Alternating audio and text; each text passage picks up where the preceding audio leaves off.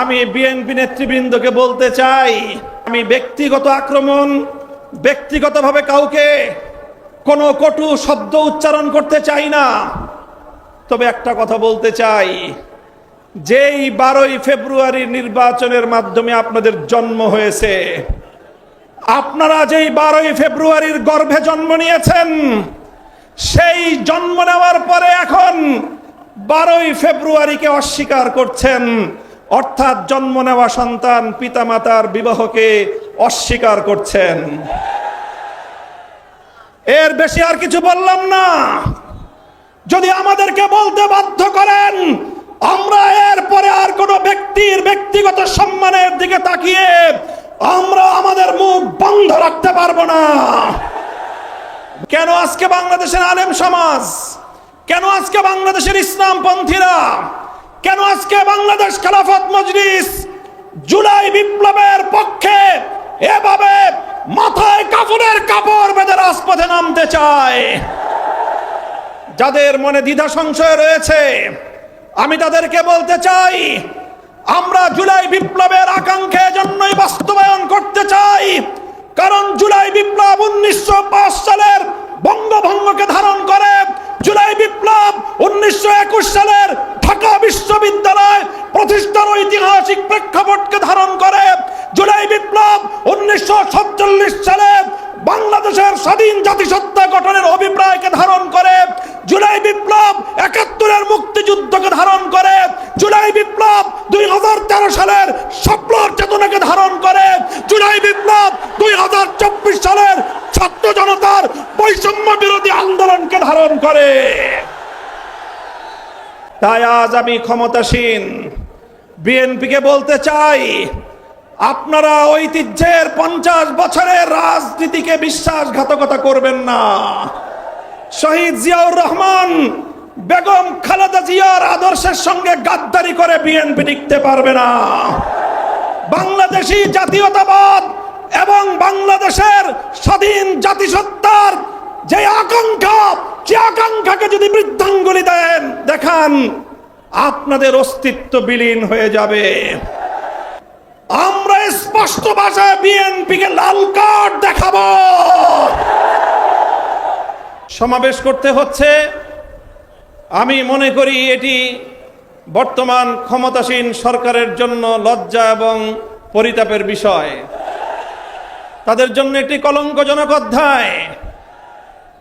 সংগ্রামী সাথী ও বন্ধুগণ, জুলাই বিপ্লব পরবর্তী এই বাংলাদেশের মাটিতে দাঁড়িয়ে আজকে আমি স্মরণ করছি বাংলাদেশের সেই সকল অকুতোভয় বীর সেনানীদেরকে, যারা এই স্বাধীন সার্বভৌম জাতিসত্তার ভিত্তিতে একটি বাংলাদেশ গঠন করার জন্য যুগে যুগে রক্ত দিয়েছে।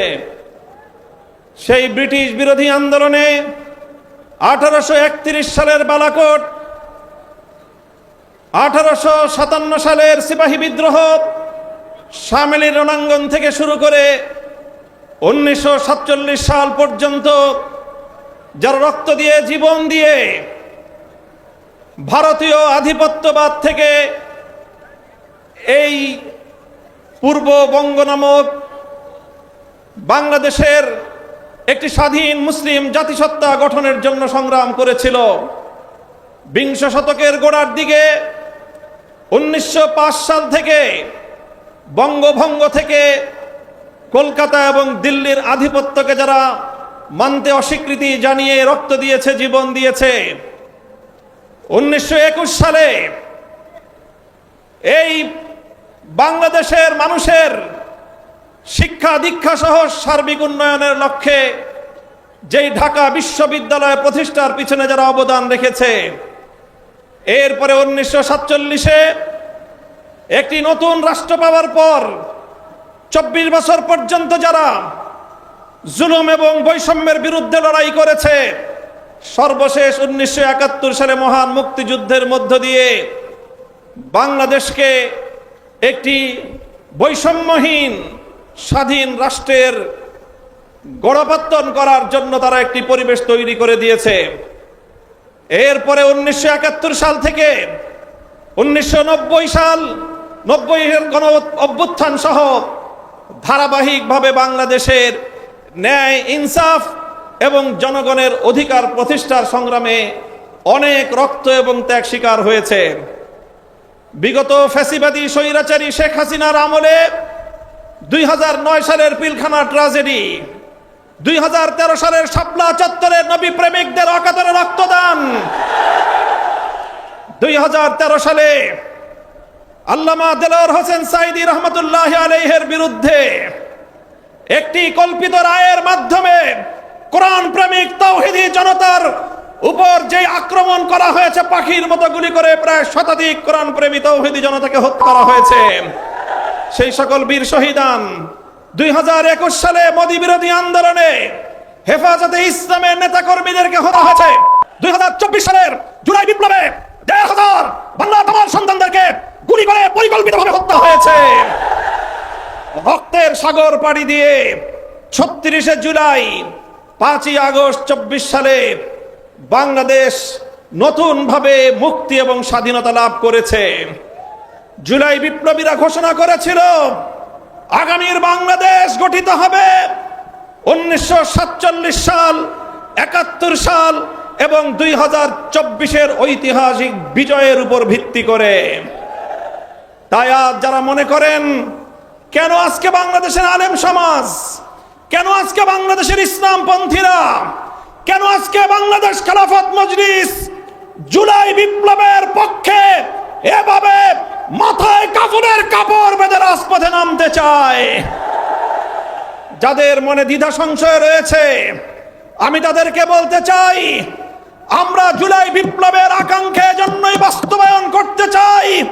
কারণ জুলাই বিপ্লব 1905 সালের বঙ্গভঙ্গকে ধারণ করে, জুলাই বিপ্লব 1921 সালের ঢাকা বিশ্ববিদ্যালয় প্রতিষ্ঠার ঐতিহাসিক প্রেক্ষাপটকে ধারণ করে, জুলাই বিপ্লব 1947 সালে বাংলাদেশের স্বাধীন জাতিসত্তা গঠনের অভিপ্রায়কে ধারণ করে, জুলাই বিপ্লব 71-এর মুক্তিযুদ্ধকে ধারণ করে, জুলাই বিপ্লব 2013 সালের স্বপ্নর চেতনাকে ধারণ করে, জুলাই বিপ্লব 2024 সালের ছাত্র জনতার বৈষম্য বিরোধী আন্দোলনকে ধারণ করে। সংগ্রামী সাথী ও বন্ধুগণ, তাই যারা ইসলামকে ভালোবাসেন, যারা বাংলাদেশকে ভালোবাসেন, যারা বাংলাদেশের শতবর্ষের ঐতিহ্যের স্বাধীনতার সংগ্রামকে যারা ধারণ করেন, জুলাই বিপ্লবের বিপক্ষে তারা থাকতে পারে না। তাই আজ আমি ক্ষমতাসীন বিএনপিকে বলতে চাই, আপনারা ঐতিহ্যের 50 বছরের রাজনীতিকে বিশ্বাসঘাতকতা করবেন না। শহীদ জিয়াউর রহমান, বেগম খালেদা জিয়ার আদর্শের সঙ্গে গাদ্দারি করে বিএনপি টিকতে পারবে না। বাংলাদেশী জাতীয়তাবাদ এবং বাংলাদেশের স্বাধীন জাতিসত্তার যে আকাঙ্ক্ষা, সে আকাঙ্ক্ষাকে যদি বৃদ্ধাঙ্গুলি দেখান, আপনাদের অস্তিত্ব বিলীন হয়ে যাবে। সংগ্রামী সাথী ও বন্ধুগণ, তাই আজ আমি স্পষ্ট ভাষায় বলতে চাই, বিগত 12ই ফেব্রুয়ারি গণভোটের মাধ্যমে বাংলাদেশের মানুষ নিরঙ্কুশভাবে সংবিধান সংস্কার করার যেই ম্যান্ডেট প্রদান করেছে, সেই ম্যান্ডেটের বিরুদ্ধে যদি বিএনপি অবস্থান গ্রহণ করে, আমরা স্পষ্ট ভাষায় বিএনপিকে লাল কার্ড দেখাবো। আমি বিএনপি নেতৃবৃন্দকে বলতে চাই, আমাদের একজন সহকর্মী আপনাদের নেতার বিরুদ্ধে একটা কঠোর শব্দ প্রয়োগ করেছিল, আপনারা মব করেছেন।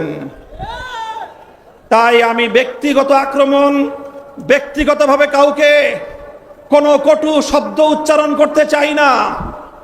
তবে একটা কথা বলতে চাই, যেই 12ই ফেব্রুয়ারি নির্বাচনের মাধ্যমে আপনাদের জন্ম হয়েছে, আপনারা যেই 12ই ফেব্রুয়ারির গর্ভে জন্ম নিয়েছেন, সেই জন্ম নেওয়ার পরে এখন 12ই ফেব্রুয়ারিকে অস্বীকার করছেন, অর্থাৎ জন্ম নেওয়া সন্তান পিতামাতার বিবাহকে অস্বীকার করছেন। এর বেশি আর কিছু বললাম না। যদি আমাদেরকে বলতে বাধ্য করেন আমরা এরপরে আর কোনো ব্যক্তির ব্যক্তিগত সম্মানের দিকে তাকিয়ে আমরা আমাদের মুখ বন্ধ রাখতে পারবো না।